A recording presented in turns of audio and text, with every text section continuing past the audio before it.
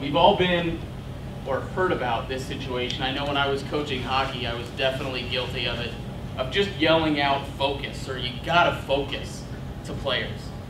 Really, that doesn't tell the player or the athlete what they need to focus on or how long they need to do it.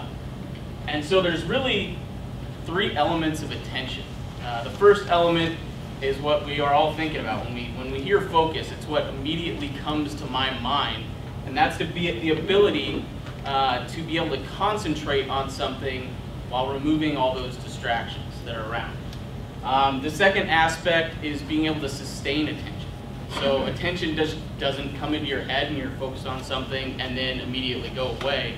A lot of times, or most of the time, there will be a certain amount of time that you need to focus on one aspect.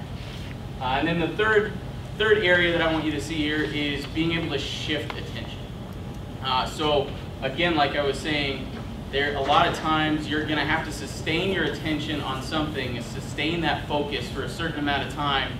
But if you're focused on one thing for an hour during a game, that's not going to be the most effective tool. You have to shift your attention between certain areas.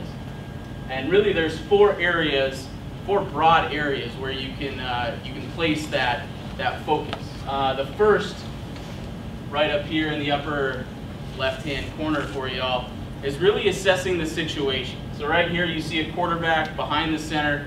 The quarterback's probably going to be reading the safeties, reading the linebackers, and making decisions based on what he's seeing or she's seeing from that certain situation.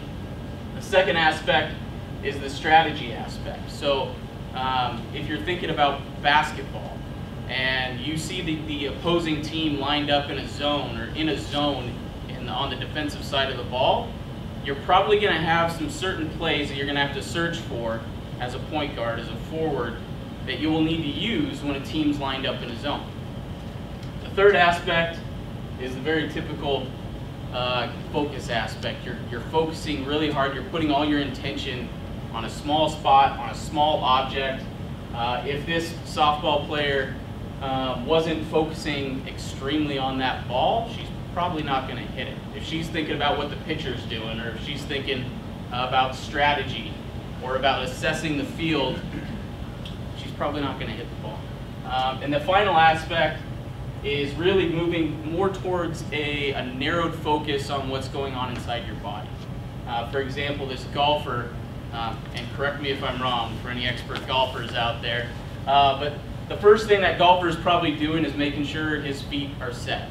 He's going to check his knees, making sure he has appropriate balance, check the hips, moving up into the shoulders, and finally moving down to your hands and how that club feels in your hands. Without being able to go through those different areas, then something might be wrong mechanically, and you won't be able to adjust it if you don't check. The final thing that I want to talk about is rest. I'm sure we would all love to have athletes that can focus 100% and be able to shift focus and move seamlessly throughout a game for 60, 80, 100 minutes at a time. It's not physically possible or not mentally possible. Your brain is kind of like a muscle in a lot of ways, and if you don't give it time to check out sometimes, that's going to wear down over the course of a game, over the course of a practice.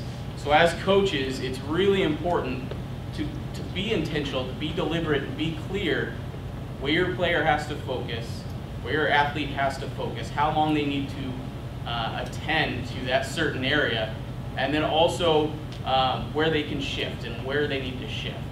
In terms of that previous slide, you're not going to always go through those same four. Except, in fact, I've hardly ever seen it where you're going through, okay, step 1, assess, okay, step 2, figure out the strategy, step 3, minute focus, step 4, feel my body.